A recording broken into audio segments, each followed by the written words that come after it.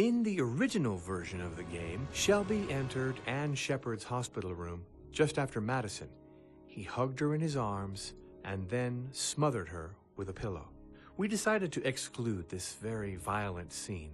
A man who venerates the concept of the father to such a degree, and by extension the concept of the family, cannot kill his mother like that. And although we learn that Anne's son never visits her, it may have been too radical to envisage Shelby getting rid of his own mother, who is senile to boot, therefore incapable of remembering that he is there. By merely looking at his mother without talking to her, he again becomes the little boy who is desperately seeking a father worthy of the name in a world that has disappointed him. Initially, the idea was that when Ethan had his blackouts, he would find himself in a sort of nightmare, lost in the ruins of a house underwater. Ethan would swim without really knowing where to go, just following the corridors until he came upon the body of the child, the victim of the origami killer. He would then wake up, as in the final version, in Carnaby Square, with an origami figure in his hand.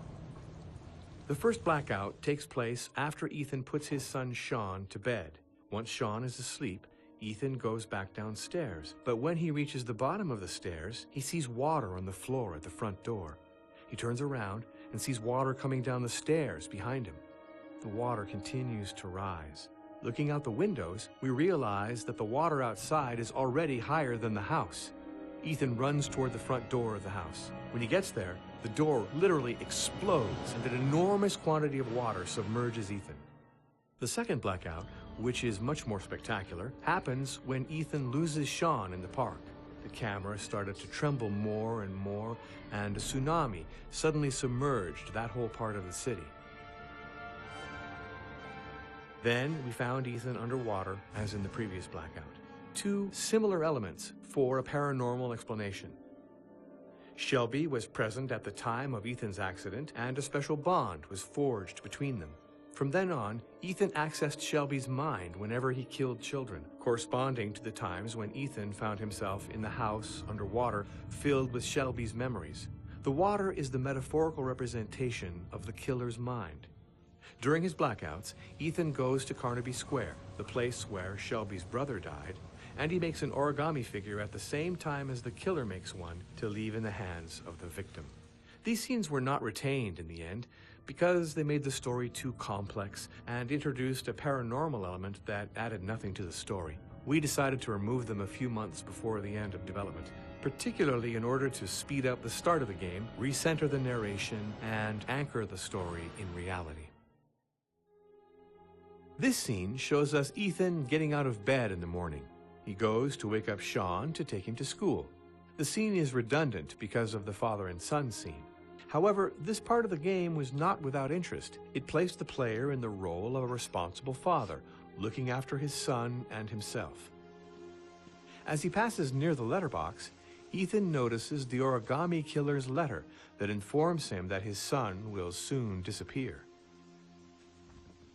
Of course, it is a touching scene, but too close to the father and son and the birthday scene for it to have any real existence of its own. We therefore decided to include the letter in the father and son scene and to get rid of this scene. Madison is the most enigmatic character in the game. We know very little about her, an insomniac journalist investigating the origami killer. In one of the first versions of the game design, Madison went to her newspaper office several times. At the American Tribune, she could conduct research to find possible suspects, speak with her boss, and write articles after her missions. In the same way, Madison's apartment was different in the beginning. It was in the process of being redecorated. One of the player's first tasks was to repaint and change the layout of the apartment in order to personalize it. This was an interesting characterization process for a character who still remains quite mysterious. We never learn in the game why Madison suffers from insomnia. In reality, it stems from her past. As a journalist, she was a war correspondent during the armed conflict in Iraq.